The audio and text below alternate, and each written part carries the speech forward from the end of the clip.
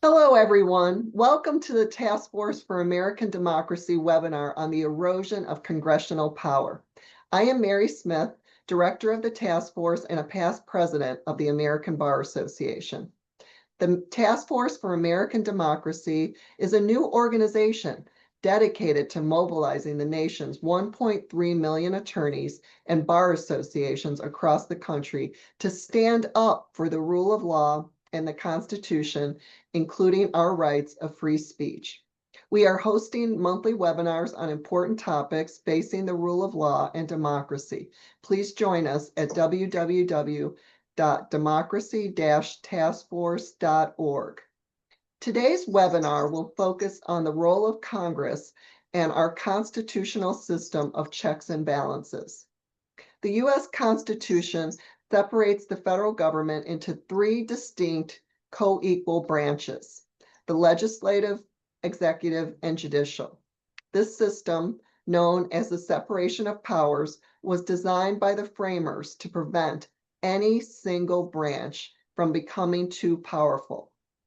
Article 1 of the Constitution sets forth the powers of Congress, which include spending, the power to declare war, and the use of the military. Congress's power has been diminishing for decades, ceding authority to the executive branch in areas like foreign policy, national security, and fiscal policy. This trend has been exacerbated by rising political polarization, legislative gridlock, and a growing emphasis on partisan messaging over substantive lawmaking. Today, we will discuss this erosion of congressional power, the root causes, and what can be done about it, and how it will affect our country in both the short and long term. So now I am thrilled to introduce our two esteemed panelists. First, the Honorable Richard Gephardt. Dick Gephardt served for 28 years in the United States House of Representatives from 1976 to 2004. Representing Missouri's 3rd Congressional District. He was elected to serve as House Democratic Leader for more than 14 years, as House Majority Leader from 1989 to 1995, and Minority Leader from 1995 to 2003. Mr. Gephardt ran as a Democratic candidate for U.S. President twice, in 1998 and 2004. He retired from the U.S. Congress in 2005 to found the Gephardt Group, a privately held labor relations consulting and government affairs firm. He has served on the boards of Ford Motor Company, CenturyLink, U.S. Steel, Spirit Aerosystems, and Centene Corporation. From 2009 to 2013, Congressman Gephardt served as chairman of the National Endowment for Democracy, a private nonprofit organization that endeavors to strengthen democratic institutions around the world through non-governmental efforts. He is an executive board member of Keep Our Republic and a member of the Task Force for American Democracy. Next, we have the Honorable Charlie Dent.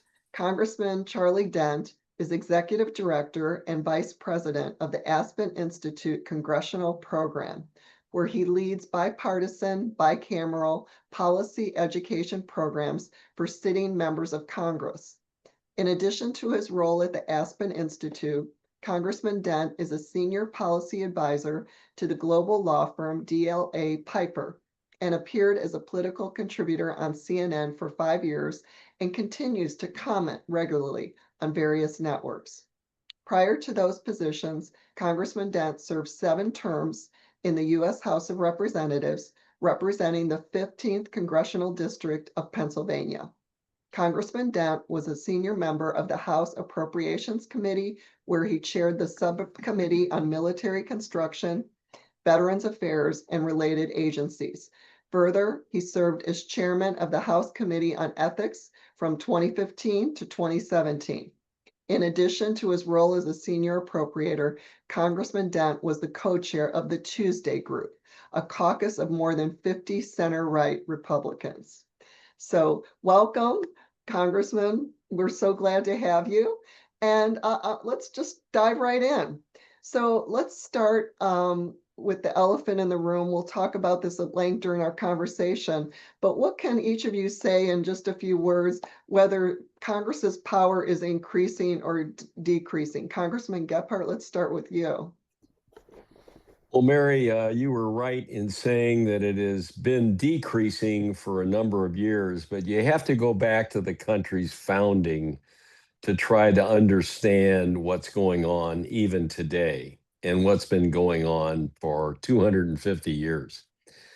In 1789, our founders had a radical idea that no one had ever tested or tried in human history. And the idea was that the people of this country could govern themselves.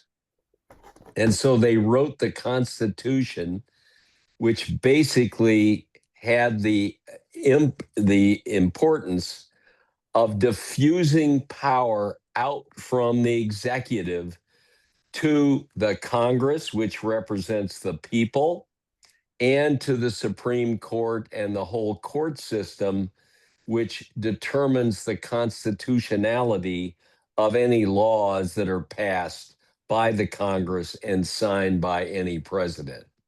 So the Constitution, as devised, was diffusing power away from an executive or a king.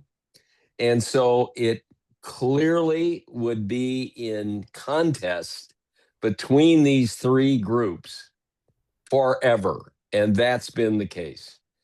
There's always been tension between these three organizations or branches of the federal government, and there always will be. It'll never end. Executives through the years have always wanted to pull more of the power that Congress has back to themselves. They've wanted to dominate the court system and tell judges how to decide cases and vice versa. So this has been going on forever. It's particularly worrisome now because I think of the polarization of the American people, which has in some ways empowered the executive that we have now, President Trump, to pull more of the power that the Article 1 branch, the Congress, has for spending and using the military and firing people in the bureaucracy and so on and so forth. So this is a clear example of what we've seen before, but it's a very extreme example because the Congress seems to be willing to let the president do what he wants to do without confronting the president and trying to pull their powers back to themselves. Well, Congressman Dent, I'll ask you too. Do you think Congress's power is increasing or decreasing? And what is Congress's role and how does it fit into our system of government? Well, I would certainly say that Congress's power has been decreasing. Some would argue since Andrew Jackson, some would say since Abraham Lincoln, others from since Franklin Roosevelt. But the truth is, Congress's powers have eroded, and I would say that today they are eroding even at a more rapid pace than I would have ever anticipated, particularly in the realm of spending and taxation. We could talk very specifically, and we will at some point during this program, about issues like tariffs, which are taxes, where the executive today, the president, is using them, is deploying them without congressional approval. And again, that clear Article 1 power that Congress has in many ways ceded, or in this case, maybe the executive has usurped from the Congress. Also, I would say, too, on the issue of spending, we are witnessing now what's referred to as pocket rescissions, where the president is unilaterally rescinding spending that was approved by Congress and passed into law. Having served on the Appropriations Committee for many years, I always said when the Congress passes an appropriations law, that is not a suggestion or an advisory opinion, it's a command to the executive, to the president, to execute as Congress directs. If it says spend X, spend X. If you cannot spend X, then you need to explain to Congress why you cannot spend that money. And then if there money's if there are leftover monies, then well, then of course you can go through a rescission process. But that completely engages. It's done in concert with the Congress. So yeah, I would say that Congress has ceded a lot of authority in many cases, or the executive has usurped it. Certainly, the executive has powers in the realm of foreign policy that is unique to that office, because only one person can really negotiate on behalf of the country with other governments. But it just seems that in the area of domestic policy, I could go down a litany of things where I've seen presidents of both parties do things that have seriously harmed Congress's Article 1 power of the purse authority. Well, Congressman Dent, you've mentioned a couple areas like taxes and spending. So let's deep dive into some of these areas. Let's start with trade. What is Congress's traditional authority over trade? And, we have these tariffs. Is Congress weighing in on this at all? Are they supposed to? Congressman Dent, you had kind of started talking about this already. Well, yeah, well, Congress has ceded some powers to the president on tariffs. And by the way, tariffs are taxes that are collected if we impose tariffs on various goods coming from other countries, those taxes are collected by the Customs and Border Patrol at the U.S. borders. When it comes in that ship or that plane, that's when that tariff is assessed, paid for by the importer, which is ultimately passed on to the consumer and to the businesses or whoever is in the United States. But on tariffs, I would say that the Congress has passed what's called fast track authority over the years, which has expired. But it was basically where the Congress would say to the president, okay, you may go and negotiate trade agreements with various nations.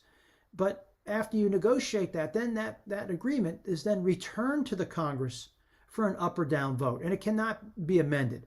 And that's part of the reason why if there are no amendments, because if the president negotiates the trade bill with another country, or the trade agreement, it would be very hard then to have 435 or 535 different opinions there to change it. It would be unwieldy to negotiate that way. But bottom line is, the president negotiates the trade agreement, and then the Congress gets to vote on it. We've seen a lot of so-called trade agreements, which I don't really think are trade agreements, but maybe outlines, and they don't really seem to be deals at all, frankly. But there doesn't seem to be any congressional input. So, and again, this is where I think Congress has the right to reassert its authority over this form of taxation, and it hasn't done so, which is kind of stunning to me, because we are talking about rather large numbers. And I would also just suggest too that on the issue of spending, these rescissions that we see, Congress has rescinded money in the past. This is not a new thing. But when the president talks about a pocket rescission, meaning that the president can unilaterally cut funding appropriated into law, well, that sounds like a line item veto to me, or an impoundment maybe. And the truth is that the U.S. Supreme Court has ruled on the line item veto. Yes, many states, governors have line item veto authority, but the president of the United States does not. And so if Congress is unable to enforce its spending laws, I mean, if it's going to negotiate a spending bill between the Republicans and Democrats, House and Senate, and the president signs it into law, and then at a later date the president decides to rescind or not spend that money, then guess what? Congress's power is seriously eroded. It really doesn't matter what the Congress wants in that case. So the final point on rescissions is that I don't know how going forward, and we're in a government shutdown now in part over this issue. I believe that it will be very difficult to actually negotiate in good faith in the Congress on bills, if knowing that the president of either party could just simply undo that spending. It completely erodes Congress's primary power of the purse authority, which is the greatest power that Congress has. Well, on the issue of spending, Congressman Gephardt, I remember the days, and I'm sure you do, where the appropriators in Congress wielded so much power among everyone. And do they still have power? And could you talk about these rescissions? Because I believe this year, Doge made a lot of cuts, but then the executive branch brought that to Congress and they did vote to approve those cuts. But then there was this pocket rescission, as Congressman Dent is talking about, whereby the president is not going to spend the money as appropriated, and then the session of the fiscal year runs out and they basically get approved. I mean, what is your thoughts on all this spending power? Charlie's right. I mean, what we're watching is the Congress stand by and not object, not do anything to take back their power of the purse from the executive. And it is really dangerous. And as Charlie said, it's going to be hard to get it back if they don't start moving at some point. Now, they may do that when their own polling in their districts goes south and they start worried about their own reelection. But up till now, they have not been moved to actually reassert their power and take their powers back from the president. There is a lawsuit that's been filed on the tariffs, and Charlie's exactly right. Tariffs are taxes on the people. The people pay the tariffs, not the foreign country. And it's taxation without representation, which is what the country was founded on. So that lawsuit is to say that the way the president's doing this is unconstitutional. And that case is right now in the Supreme Court, I believe. So you'll see a vivid case of how all three branches of the government have become involved in this dispute over who has the power. So this is a really trying time. It's a difficult time. I always say democracy is always difficult and always kind of a mess because you've got 535 people in Congress, you've got the president who's one person, and then you have lots of people in the judiciary. And at the end of the day, they all have to somehow work together to some extent to make all of this come out for the interests of the people who are the ultimate authority in this country. So we've just got to hope that this thing can hang together and situation can be improved and Congress will reassert its Article 1 powers.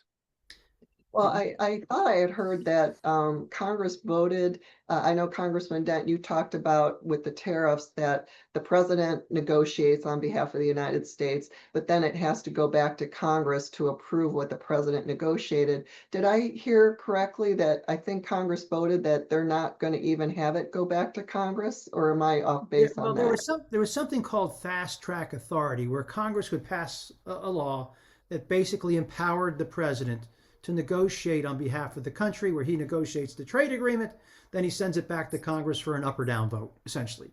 But that authority has expired.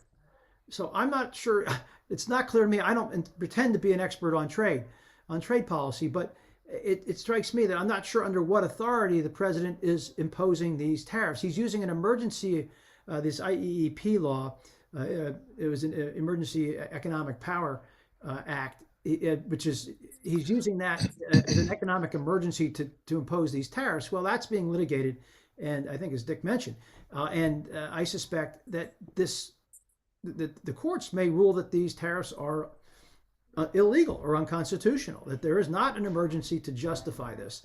I should also point out too, on presidential authority, one thing that I've noticed during my time, during the first Trump administration, you may remember, he attempted to move $3.5 billion from the military construction accounts to pay for a border wall. Now, I wrote the bill on military construction. That was my bill. And so that was a third of the entire military construction budget. And setting aside whether you think the border wall is a good or bad idea, The president, in my view, does not have the ability to take appropriated funds for military construction projects and then move them to another project, to another program, the border wall, for which the Congress hadn't appropriated the money. I think that's a big problem. Now, then we go into the Biden administration.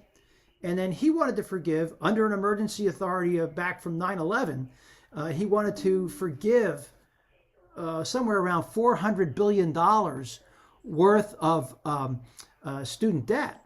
Now, again, setting aside whether forgiving student debt is a good policy idea or not, should the President of the United States be able to forgive $400 billion of spending without a vote of the United States Congress? And my answer is no. And now you have President Trump and Doge and all that they've done that we've already discussed.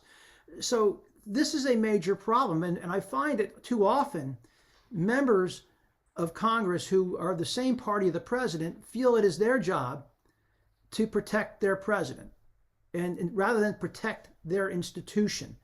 And that is the challenge right now. We see it happen far too often. And until members of Congress stand up for their institutional prerogatives, we're going to get more of this. I get it that you want your policies enacted, but there's certain things that you can't do it at the expense of your own power. And so this is something that we haven't had a really serious conversation about in this country. Again, it's a bit abstract and maybe a bit esoteric for a lot of folks, but it's extremely important to our system of checks and balances and separations of power. So it's a big issue, but I'm not sure it's one that necessarily resonates with the typical American voter who's worried about the price of everything, which is understandable. Well, Congressman and about the student loans, didn't that go up to the Supreme Court and they said that he did not have the power? Am I remembering that correctly? The court struck it down 6-3. I was surprised it wasn't a 9-0. But then President Biden then further tried to circumvent what the court ordered and tried to engage in a lighter version of student debt relief or student debt forgiveness. So he still attempted to do it. And then with the one big beautiful bill, so-called one big beautiful bill, the Republicans essentially wiped out the student debt program that Biden had established. What was left? Right. Well, yeah, I'm glad you talked about those specific examples. Congressman Gephardt, I'm going to talk about a different one, which I think is similar. So, for instance, Congress has appropriated funds to fund the Department of Education. And how can the executive branch hollow out the Department of Education if Congress has both authorized the existence of a department and also appropriated funds to run the department? Yeah, it's another clear example of presidents trying to use emergency powers, which all presidents have tried to justify doing things on, to do something that they're really not legally able to do. And once again, you'll probably have lawsuits filed about this, and it'll have to go through the entire judicial system to get an answer. But it's just one more example of the executive not agreeing with what Congress has done and just unilaterally trying to undo what the Congress has passed and in the past. And so it's just one more example of this disagreement, which is unresolved until the courts get involved, and that takes a lot of time, and a lot of time goes by, and a lot of people are affected in the meantime. But that indeed is what's going on. You've had the cuts in a lot of departments. Some of it came from Doge, some of it now is as a result of the government shutdown. That all has to be litigated. So we're in a constant state of litigation and time being spent trying to unwind these disagreements. And it's just not a good way to run a government which is efficient and expresses the will of the people. I mean, the founders wanted the Congress to have the power of the purse because the Congress represented all the people. Now, the president supposedly represents all the people, but the founders did not want to give him or her the power of the purse. They wanted spending to be by the Congress. Well, Congressman Gephardt, you've kept mentioning that this is all going to be litigated. Is there anything Congress can do before it gets to litigation to stop some of these things?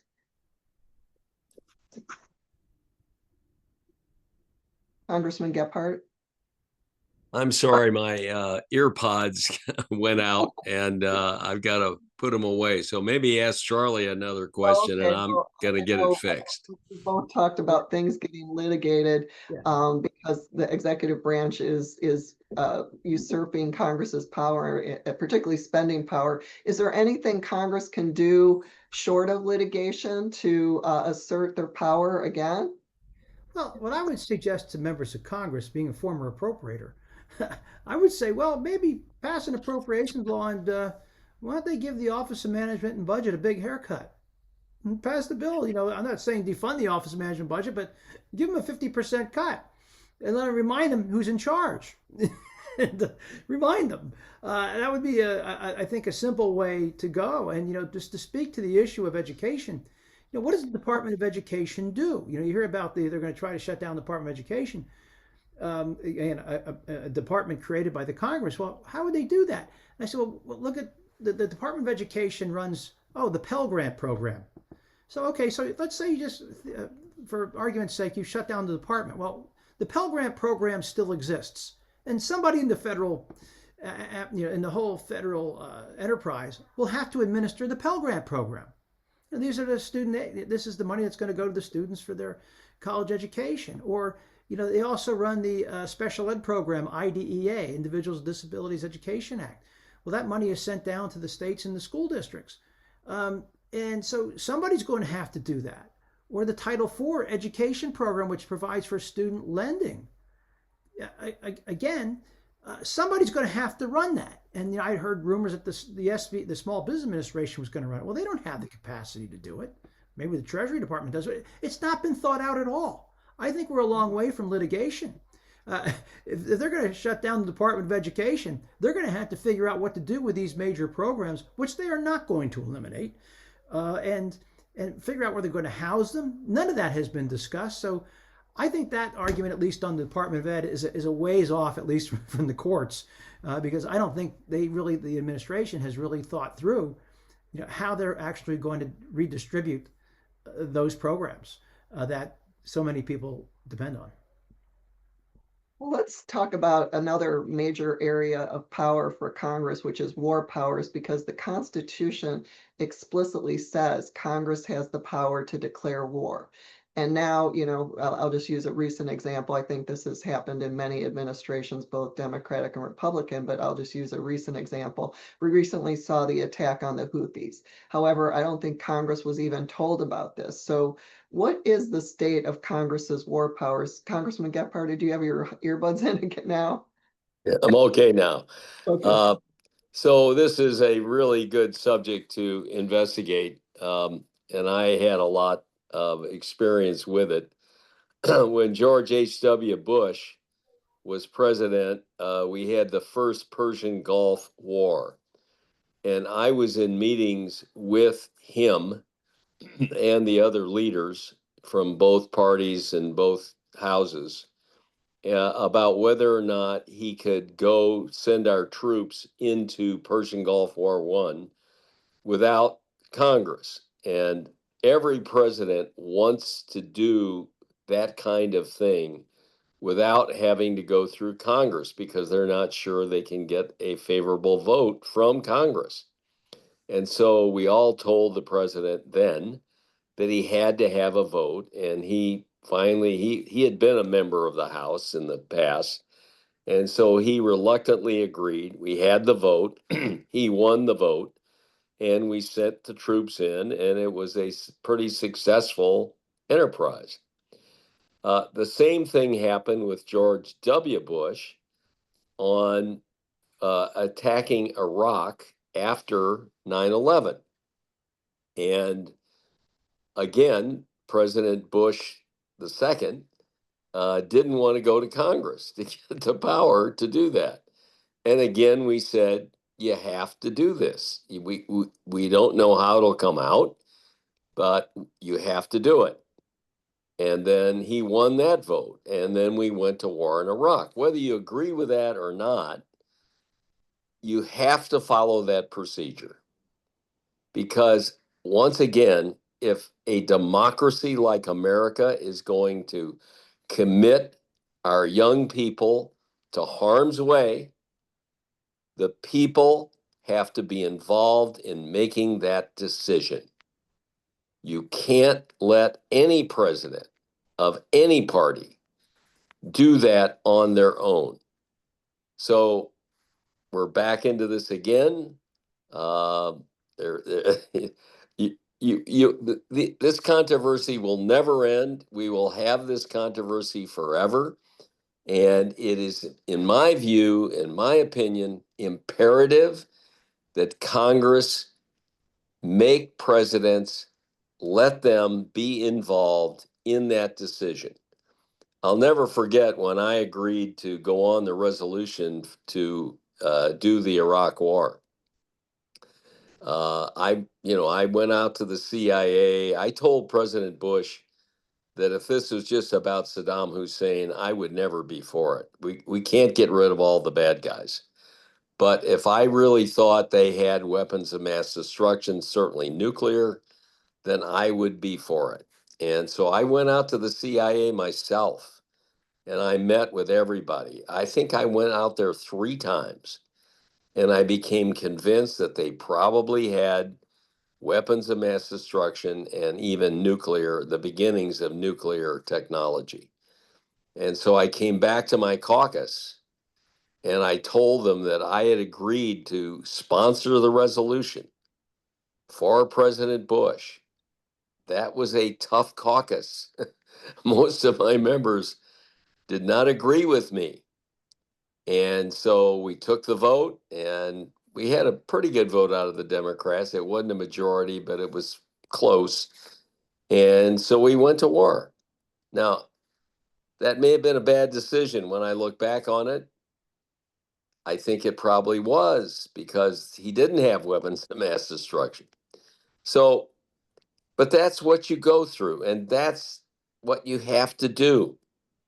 It has to be a joint decision.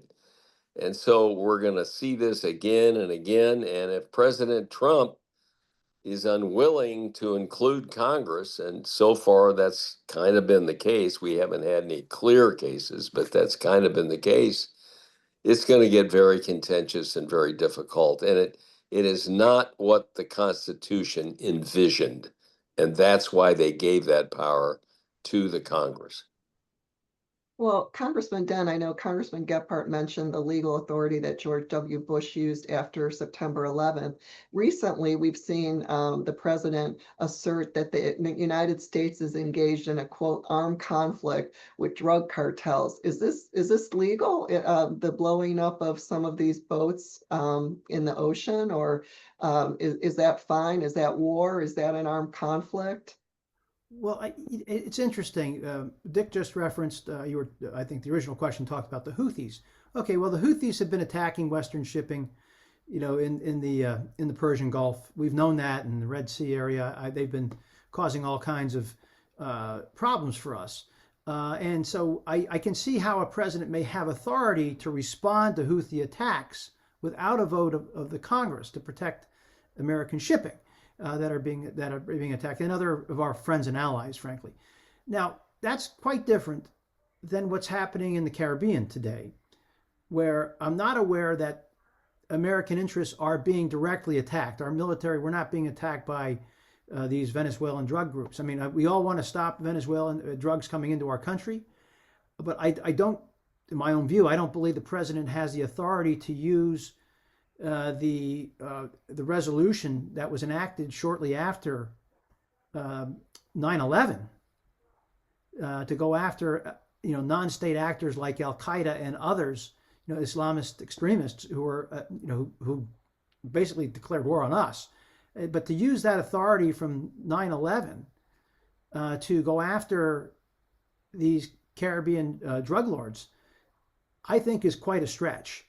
And in fact, what's even worse is that from a I think a more strategic point of view, why would we want to blow up these boats with these people on it? Wouldn't we rather interdict those boats, capture these people, arrest if they do in fact have drugs on them, then arrest them and try them and get intelligence from them. I mean, dead people can't speak. Dead people cannot give you intelligence. So that's what I'm kind of mystified by this. I don't think he has the legal authority to do it based on the 9/11 resolution passed after the Al Qaeda attack. And then two, why would you do it if you want to get intelligence and you want to go after these guys? Why not capture them and prosecute them and find out more about their other networks and suppliers in those countries where these drugs are originating from? So I think it's a problem. I just saw too that one of the head of Southcom's South American Command resigned his position recently without any public comment, but it's pretty clear he stepped down because he was uncomfortable with these decisions to attack shipping with military assets. And we have a Navy and a Coast Guard that can easily do interdiction, and far more powerful than those people on those boats. So I think there's a problem here, and I think Senator Rand Paul has been quite eloquent actually in talking about this, and I think Congress needs to step in and again assert its authority as to whether or not we are actually at war with these Venezuelan drug cartels and other drug cartels. I mean, I couldn't tell you today. Don't plan to pretend to be an expert. Are the cartels in Mexico a greater threat to us than the ones in Venezuela? I don't know. They're all bad, but we're not going to war with the Mexican cartels. And if we did, I think that would obviously have to go through Congress. It would be, obviously politically very, very incendiary. So again, I think Congress needs to assert itself on what's happening in the Caribbean. Well, Congressman Gephardt, this is obviously a big issue, and I know I've heard some commentators say that the normal process for interdiction on the seas would be use of the Coast Guard, but in this case, we've skipped over the Coast Guard and are using the military. Do you think this is legal, and did you want to weigh in on this? I think Charlie said it well. This is probably not the best way to go about this. As he said, if they would use the Coast Guard and interdict these boats and capture these people, if they think they're, doing drugs, you could get more intelligence. You could be more effective. This is just not an effective way to deal with this problem. And again, Mexico is probably more involved in this than the Venezuelans. And so how do you deal with that? So things are complicated. And again, if you get the Congress to work with presidents and vice versa, you tend to get better results. When any president just decides, it's too much trouble, I don't want to deal with all those people. They're fools, and 10% of them don't know anything. And I think that's somehow people get that idea. That's the wrong way to look at it. These are people that were elected by the American people, and they gave them this responsibility, and their voice is through them. And the Constitution has to be followed. And you just do better if you try to follow that Constitution, and you get better outcomes, you get better decisions. And that's what should be happening now with this drug cartel problem, which we face. And by the way, when a president engages in a foreign adventure, I would much rather do that with the support of the United States Congress and the American Exactly. people than without it. I mean, it gives you a certain degree of not just legitimacy but authority that you wouldn't have if you were to engage unilaterally. If the president were to engage unilaterally. Yeah, Well, one of my old colleagues, Charlie Rangel, who Charlie Dent may or may not Oh yeah. remember, Oh yeah. he was from Harlem, and he always said to me, if you're taking a democracy to war, you have to have the people involved. Absolutely. If you don't involve the people and have their support and understanding of what you're doing, ultimately it will not come out well. Amen. Well, we could talk about the war powers, I think, for the whole hour, but let's move on to immigration. I think immigration is an area where the executive does have quite a bit of power. But what are Congress's powers over immigration, everything that ICE is doing in the raids, and can Congress do anything about them? Uh, Congressman Dent, let's go to you. Well, yeah, the president certainly does have a great deal of authority on immigration policy, more so than maybe in other areas. But again, Congress controls the purse. And so, Congress can determine the number of ICE agents that are out there, or, just how many miles of border barriers that are going to be built through its funding authorities. It can determine the number of immigration detention beds, immigration judges. It funds the Coast Guard. It funds all these that are all part of the Department of Homeland Security. So yes, so Congress has, again, a lot of authority. It can pass laws, and again, it can control the funding of these various entities that are doing what they're doing. So Congress could clearly do things like, I hate to use the term fencing money, but they could essentially they could limit what the executive is doing in some regards with respect to immigration policy that they're not doing currently. Well, let's move on to oversight. Congress obviously has oversight authority, and we see that because Congress holds hearings, particularly hearings with cabinet officials. And recently we saw a fiery hearing with the Secretary of Health and Human Services, Bobby Kennedy. And after the hearing, I was actually stunned personally to hear this. One senator actually said that if the vaccine advisory panel changes the vaccine schedule, we should not trust the Department of Health and Human Services. Even though he said that, he didn't call for any changes. So Congressman Gephardt, is Congress losing its oversight authority, and do hearings even matter anymore? I'm not so sure. They do have oversight authority, and that's a very important role for them to play. And if they're not getting answers, or they're just being stonewalled by different departments, as they sometimes are and have been, then they need to try to take action. And so far, it's just been, a media event, and Congress has not been doing much to assert its oversight authority. It's very important that they do that. This is a big, sprawling government bureaucracy that you need. We can argue about the role of the government and whether it's too big or too little. That's an ongoing, never-ending argument. But once Congress has authorized programs and the programs are being executed by different departments and cabinet secretaries, they have a very important oversight role that they have to discharge, and they're not doing it now. I want to go back on what Charlie said about immigration as well. I think I was in Congress. I've been out of Congress for 21 years. But I think I was there the last time we passed an immigration bill. And this is true. And I think this is a case where Congress has been unwilling to do what it should have done through the last 30 years, which is to decide immigration policy, because the policies that were in place were not adequate to the situation that we found ourselves in over the last 30 years. Just the asylum program, let's just take that.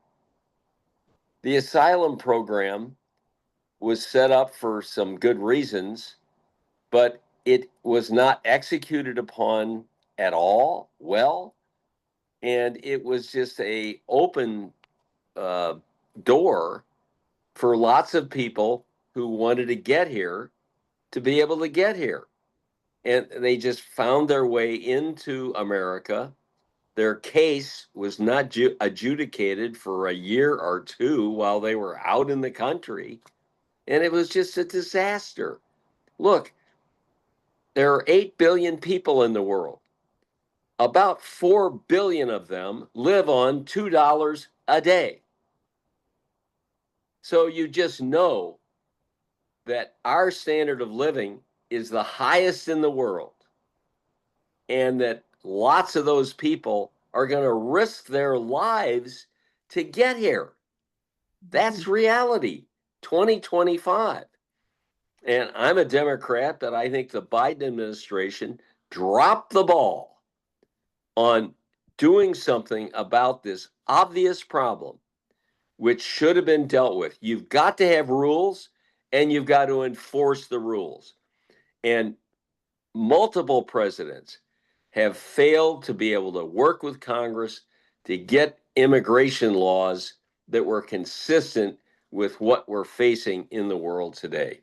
And I hope against hope that sooner or later they will get together and write those laws and get them enacted and then start executing on those laws, because you've got to protect your borders and you've got to bring some reason and pace to immigration that the country can deal with. Mhm. Well, yeah, that makes sense. And one final thing before we kind of go into the final questions. The other thing that has struck me recently is we're seeing increasingly contentious hearings and a lack of civility by the witnesses. We've heard witnesses say congressional members are lying and challenging them and being frankly disrespectful. And I know I've been a witness in a hearing, and I would have never thought to say any of those things. A few years ago, this type of conduct would have been unheard of. Congressman Dent, what has changed? Well, I think our politics in this country is seriously broken or fractured. Yeah, I watched the Kennedy hearing, which compared to the Patel and the Bondi hearings was quite tame, actually. I never thought I'd see the day where witnesses who have been confirmed by the United States Senate would be just making ad hominem attacks against sitting members of the United States Senate. It's really pretty stunning. I guess we all remember the McCarthy hearing back in the 50s, where I forgot which senator it was who said, "Have you no shames? Have you no shame, sir?" But I mean, these ad hominem attacks against members is unprecedented. I think it just speaks to the fact that we too often now, many Americans, and it's clear now that those who are in positions of power don't view the other side as the opposition or maybe just politically misguided, but as the enemy or as an existential threat. And so that they feel they can then, that justifies some really outrageous behavior that in any other time would be considered completely unacceptable. But this is the moment we live in now, where people, and I'll put some of this on social media, where people feel they can say anything they want at any time without consequence. But that doesn't explain what happened at those hearings, where you had people who should know better, saying things that should never be said to sitting members of the Congress in a formal hearing setting. So again, these are all precedents, and I fear that because it's happened now, it just happened, a few weeks ago, that it can happen. It will happen again in the future when the roles have changed and the majorities change and the presidents change. So I worry about all the precedents that are being set that are going to be really they're not going to bode well for the future.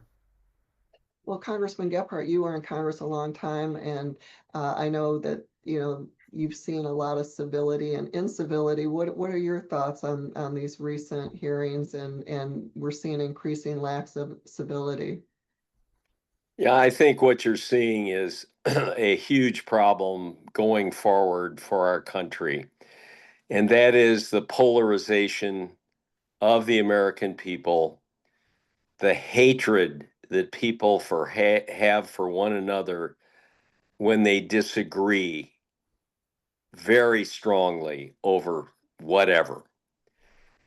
When I was in Congress, I had the benefit of working with people like Charlie and many, many others, where we all respected one another. We knew that we disagreed. That's why we're there. That was our job. That was our responsibility.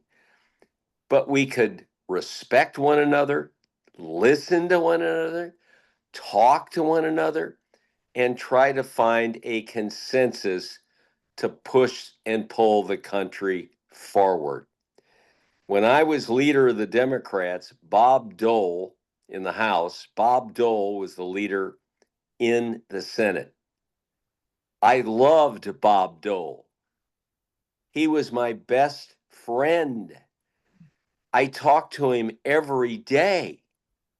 We disagreed about a lot, but that didn't matter because we both saw our responsibility to work out our differences and find a compromise, which is what any big decision has to be, that would allow the country to move forward. What's happening today, and I get asked this question all the time. People say to me, what's wrong with Congress? They can't agree on anything. They're kind of dysfunctional. And I say, yeah, they are kind of dysfunctional, but don't look at them. Look at the American people. The people of this country are almost as divided and maybe as divided as they were in 1860. Why is that? I'll tell you why I think it is. We're in a completely new information environment. Newspapers are dead. Radio TV is on its way to death. And so what you've got, especially for people 50 and under, is they get all their information from social media. How does that work? Well, let me tell you how it works. If you're on any social media platform, they know everything about you. Everything. They scrape your data every day. And so they use AI, we used to call those algorithms, to boost to you information to keep you angry, anxious, and upset, hateful, and revengeful, in order to keep your attention so their ads are more valuable to them. And so we've allowed a media atmosphere, if you want to call it that is dividing our people. And unless I'm missing something, I don't know how you have a Congress that can work together. Congress is a reflection of the people. That's what it is. So if the people are hatefully polarized, Congress is hatefully polarized. And what you're seeing is that people say horrible things about one another in Congress, people in Congress, Congress people to administration people. It can't go on. We've got to stop the hate and start respect and listening and working together. Well, we're kind of heading into the final minutes. So at the beginning of this webinar, both of you agreed that congressional power has been diminishing, not just recently, but for many years. And so what are the implications for our country, both in the short and long term, and what can be done about it? So Congressman Dent, I'll go to you.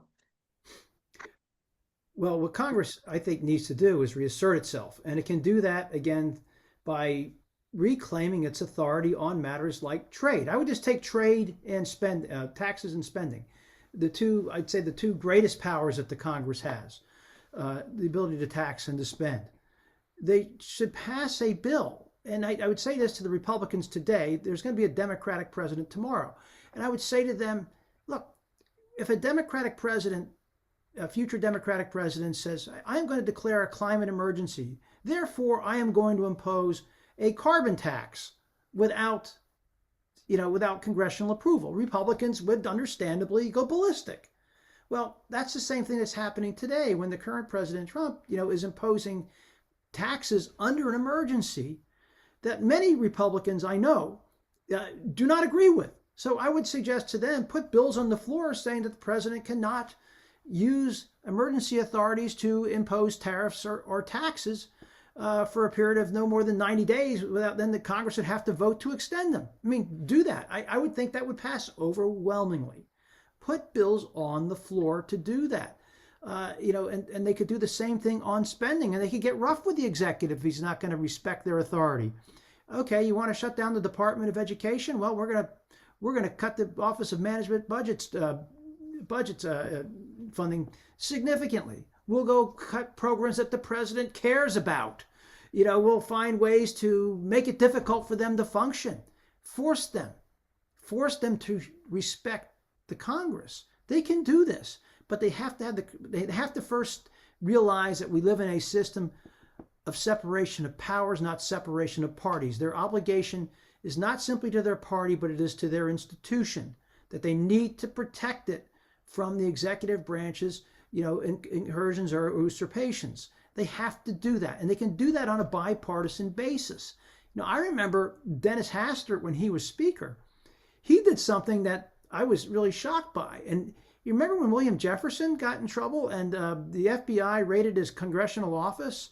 And this is a guy who was, there was $90,000 or $50,000 of cash in his freezer and all that.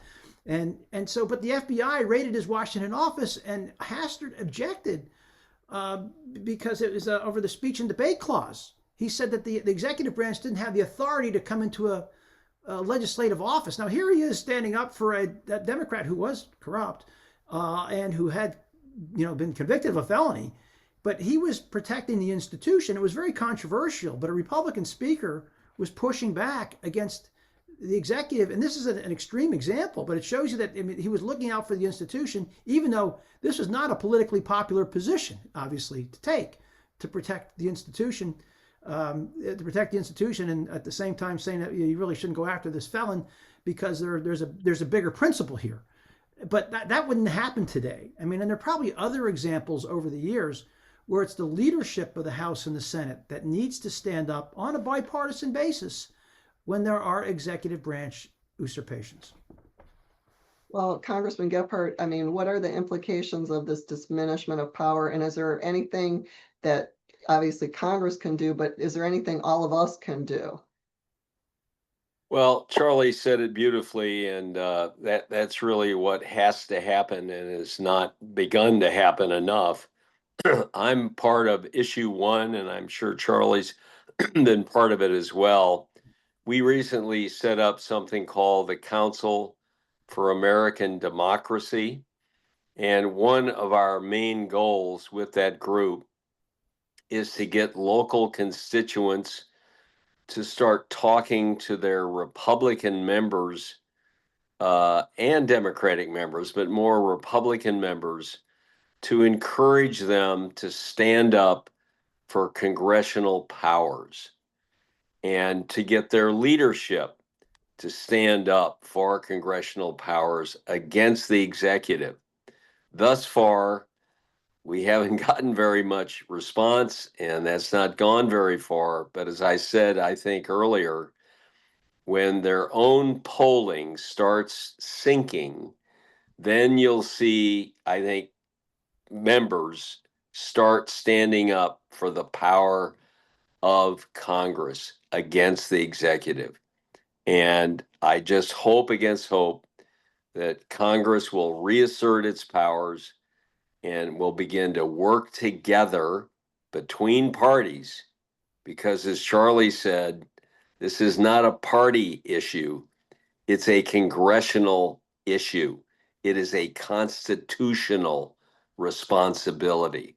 And I hope against hope that they will start asserting their constitutional powers on behalf of their constituents. Well, we're going to have to leave it there, but this has been such a timely and important discussion. Thank you so much to both of you, Congressman Gephardt, Congressman Dent. This was a fabulous and extremely timely program. So if you all enjoyed this program, go to the Task Force for American Democracy's website at www.democracy-taskforce.org and sign up for our weekly newsletter. We will be presenting future webinars, and we hope you will join us. Our next webinar will be on November 12th at 1 p.m. Eastern. And in honor of Veterans Day, we're going to explore Another timely topic, the use of the military on U.S. soil and the longstanding tradition of the military being apolitical. So stay tuned for that. I hope you join us, and thanks so much for joining us today. Thank you.